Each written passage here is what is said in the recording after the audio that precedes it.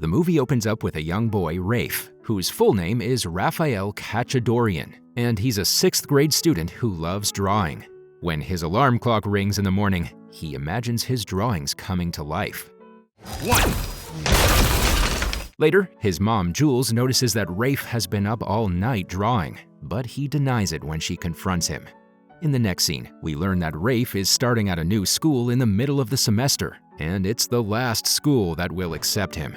He has been expelled from all other schools in the town, and it's the only one remaining. While Rafe is talking to his mother, his younger sister, Georgia, causes a bit of chaos by driving the family minivan. The little girl loves to drive, but is not allowed by the family because of her young age. Later, as they arrive at school, Jules informs the children that as she has a double shift at work, her boyfriend Carl will pick them up in the evening. Rafi and Georgia complain about this arrangement, but Jules makes them understand, explaining that Carl has been there for her during a tough time. Following this, Rafe enters the school and is greeted by Principal Dwight, who scolds him for breaking various school rules, even though Rafe is new and unaware of them.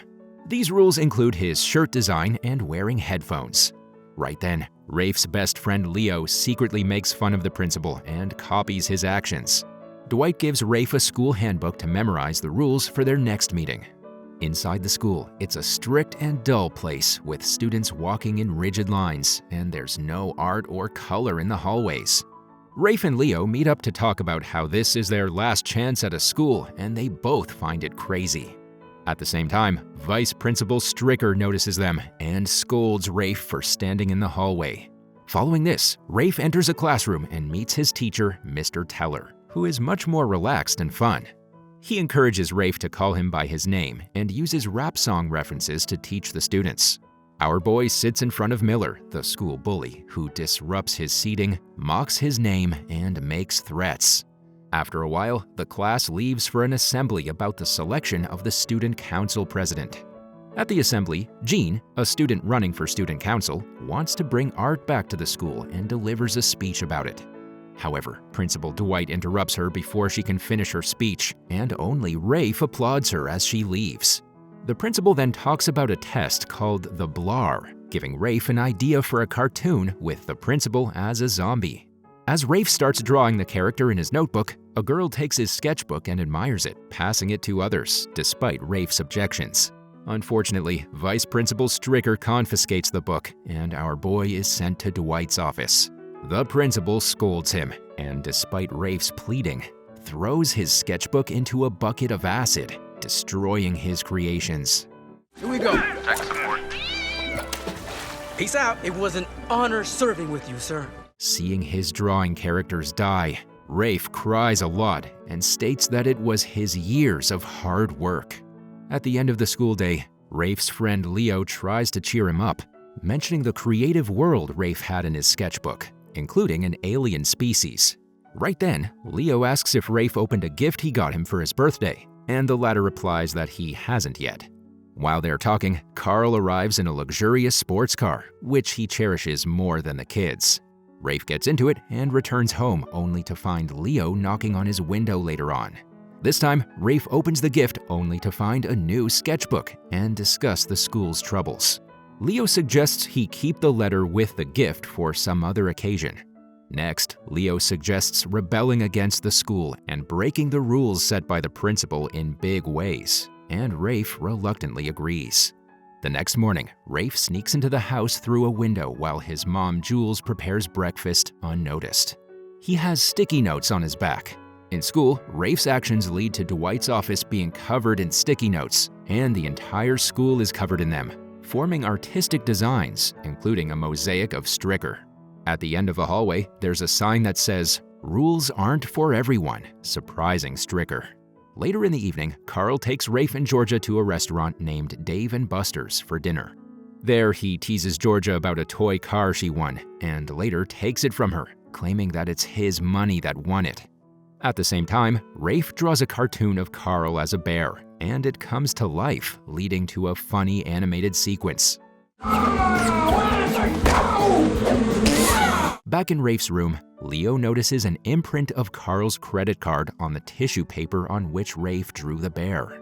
He then suggests that they can now use the card number to get money for more pranks. At school, all the students are happy to have an artist challenging the strict principal's rules. Right then, Jean approaches Rafe and thanks him for appreciating her during the speech earlier. When she mentions liking the new prankster, Rafe is about to confess, but Leo stops him. In Teller's class, Rafe impresses him with his unique drawing about the life cycle and also opens up about his difficult year after his younger brother's cancer battle. However, their conversation is interrupted by Dwight, who suspects they're messing with the trophy case, giving Rafe an idea for his next prank. At Jules's birthday dinner, Rafe makes a card for her, but before he can give it to her, Carl proposes to Jules for the marriage, accidentally ruining it. He then suggests moving in together, shocking Rafe and Georgia as they both hate him. In the following scene, at school, Rafe and Leo turn the trophy case into an aquarium, with the former worrying about Carl moving in. Hearing this, Leo convinces him to tackle one problem at a time. After a while, when Dwight sees the aquarium, he gets angry, imposes strict new rules, and cancels clubs and student council elections. After a while, in Dwight's office, the principal and Stricker discover that the students of Teller's class are getting low practice test scores. So they plan to remove Teller's class to boost their chances in the Blar test and impress the investors and the central management. That night, while Rafe is busy setting up colorful surprises in the sprinkler system at school, Georgia overhears Carl trying to send Rafe away to the boarding school. Following this, when Rafe returns, Georgia warns him about what she heard and suggests he not get expelled from the school. She pleads with him to stop the pranks before it's too late, as she doesn't want to lose another brother and be alone at home. Despite her tough exterior, she confesses she can't handle Carl on her own. After hearing this, Rafe agrees and they share a heartfelt hug before she leaves. The next day at school, Rafe confides in Leo, telling him he can't go through with the prank because of his promise to Georgia. Later, during Mr. Teller's class, Principal Dwight enters the class and claims to have proof of the prankster. Dwight then takes the whole class and opens the lockers of the students, only to discover items related to the pranks. He then decides to suspend the entire class, but Teller defends the students, saying that his students are innocent. For the sake of the students, Teller wants to escalate the matter to someone with more authority, but Dwight insists he has the power and fires Teller for insubordination and suspicion. Feeling guilty for the mess he's in, Rafe decides to confess. He later visits the principal's office and reveals that he's behind the pranks, using the initials RAFE, standing for Rules Aren't For Everyone. However, Dwight doesn't care and offers Rafe a deal to avoid suspension in exchange for his silence. Enraged, in an act of defiance, Rafe triggers the sprinkler system, releasing colorful paint and turning the students' plain clothing into vibrant colors. This results in Dwight expelling Rafe from the school. Afterward, when Rafe gets home, his mom scolds him for his actions, but our boy defends himself by mentioning that she told him to think outside the box, and he did the same. Jules then reluctantly tells Rafe that she has to send him to a boarding school, which shocks him. Seeing her son sad, the mother then comforts him, revealing that she understands the pain of losing his brother Leo. Here we learn that Rafe's best friend Leo is actually an imaginary friend he created to cope with the loss of his own brother. After Jules leaves, Rafe opens the card from Leo and becomes emotional as he reads the letter. Right then, Jean knocks on his window, much like Leo did earlier, and reveals that she knows he was behind the pranks. She also shows a video where Rafe admits he likes her and talks about his imaginary friend Leo. Rafe then explains that Leo was his brother and best friend, and he misses him deeply. Jean also mentions that she was actually making a documentary of the school and shares footage of Rafe's class being framed by Dwight and school guard Gus, who's being threatened to cooperate. She explains that the school principal with the highest test scores gets a bonus, which has motivated Dwight's actions. After discussing all this, Rafe and Jean plan to expose the truth to the other students.